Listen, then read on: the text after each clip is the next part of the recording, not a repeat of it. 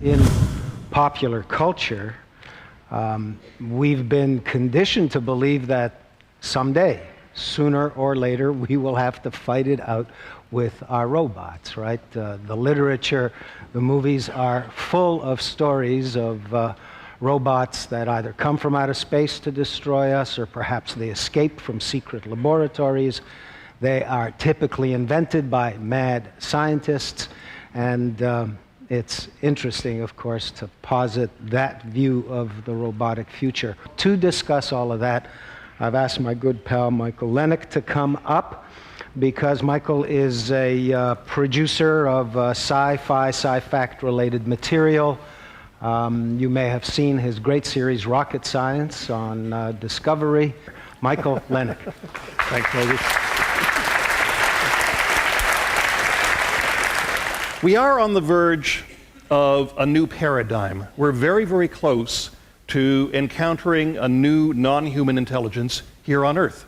It won't come from outer space. It's not going to be E.T. or a facehugger. It's going to be one of these guys that are currently under development. We are truly on the verge of developing our own successors, our own descendants.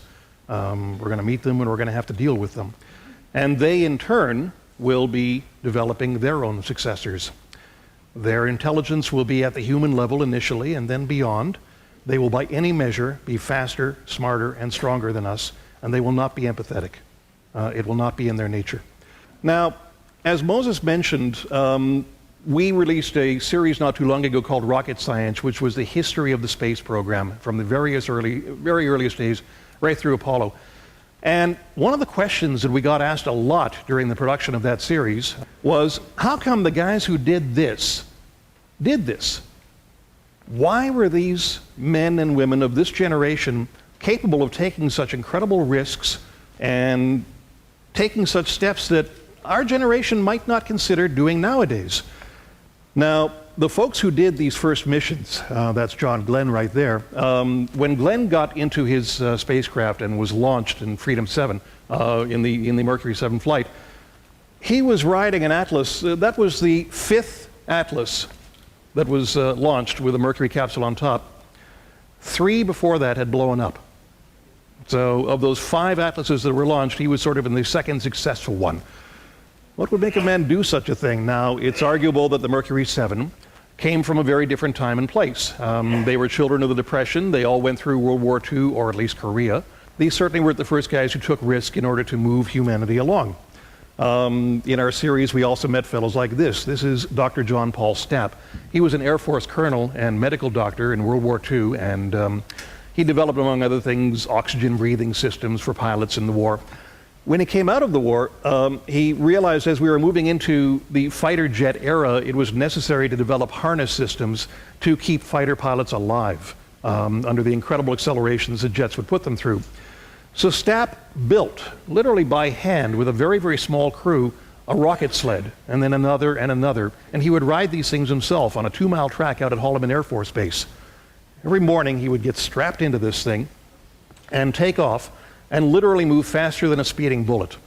The Air Force manual at that time said the maximum G-force a human being could stand was 18 Gs, 18 times the force of gravity.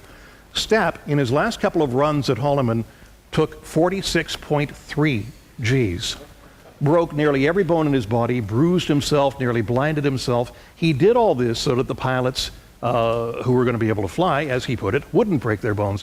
Once the rocket sled rides were over, he realized we were heading for space, and Stapp started developing systems that would actually carry astronauts, pre-astronauts they called themselves, into space long before NASA and Mercury came along.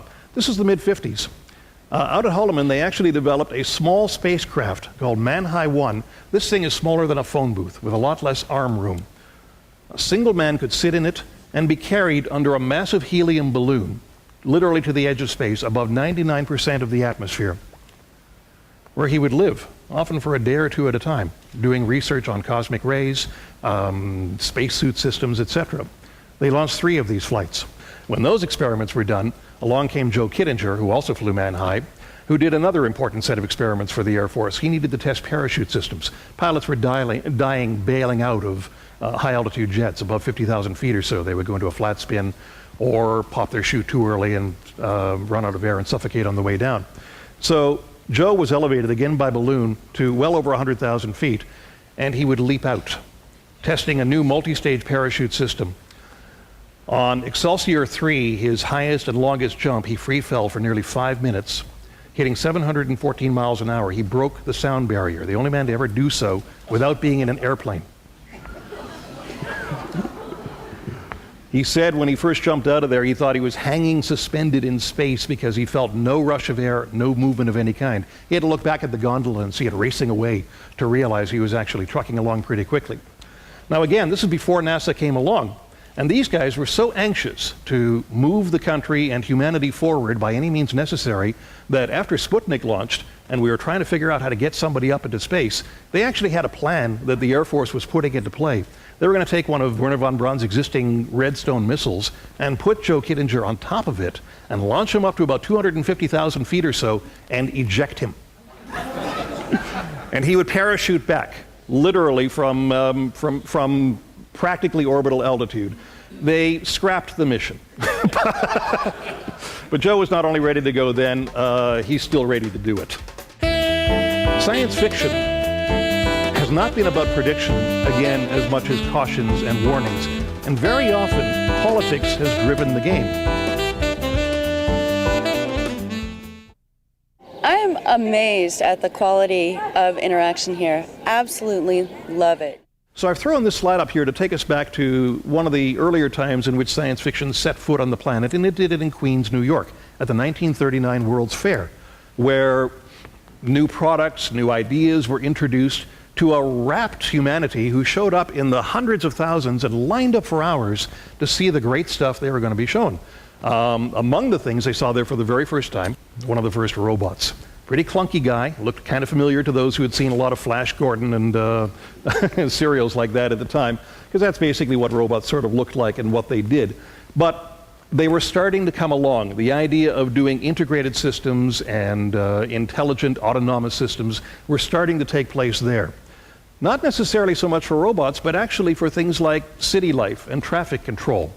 There was a great display put on that basically had the idea that cars of the future would be linked together, would be able to sense each other, would know where they were in relation to each other, what speed they were moving at, they would all be governed, they would all be controlled by central computers, and we would basically become passengers in the streets of the city. This was a speculation of the future at the 1939 World's Fair. It is now very close to happening. Science fiction has not been about prediction, again, as much as cautions and warnings. And very often, politics has driven the game. Now, this is Isaac Asimov, who, right after the 1939 World's Fair in 1940-41, started writing a series of stories which would eventually become known as I, Robot. And one of the first things Asimov did is he sat down and thought about what robots, intelligent, sentient robots that will be part of society, would need to have programmed into them in order to behave themselves, basically, and get along with their fellow beings. So Asimov invented the now very famous 3 laws of robotics, which are, number 1, a robot must not injure a human being, nor through inaction allow a human being to come to harm. Number 2, a robot must obey the orders given to it by humans, except where such orders conflict with the first law. And number 3, a robot must protect its own existence, except where such protection conflicts with the first or second law. Now, once again, when Asimov wrote these stories, this was basically the robot technology of the day. On the other hand, this is Ray Bradbury, who has done a lot of work on robots as well, and he's also thought a lot about artificial intelligence systems. A few years after the first robot stories came along, Bradbury wrote a story called There Will Come Soft Rains. It's in the collection The Martian Chronicles. It tells the story of a smart house which cooks breakfast for its inhabitants and reads them poetry when they come home at night. It warms the blankets on cool nights, wakes them gently the next morning, and basically runs their lives and enables them to get on with their day. It keeps doing this throughout the story, although the inhabitants of the house, and presumably all the other inhabitants of Earth, were destroyed not too long before the story begins in an atomic war. The house keeps going. All the smart houses keep going. The atomic bomb was actually the impetus for the first computers, at least the first work that the computers did. In the 1940s, when the atomic bomb was developed at Los Alamos, the calculations were done on adding machines. Shortly after the war, the hydrogen bomb went into development. The complexity of what went on at the core of a hydrogen explosion was such that you couldn't test the thing practically on a laboratory bench, and you couldn't find out what was happening. You couldn't scan the generations of nucleic events on something like adding machines. Fortunately, there was another way to go, and that was the first computers that had been developed at MIT and Princeton. That's right, the very first job that the first electronic computer was set to work on was developing the hydrogen bomb. Fortunately, it was also the impetus for computer systems that were then used in the Saturn V moon rocket that carried the astronauts to the moon and made the space age possible. Around the same time, of course, science fiction still plugged along and produced a very interesting movie at the time called 2001: A Space Odyssey, which predicted its own moon flight. And of course, it also represented the first smart house.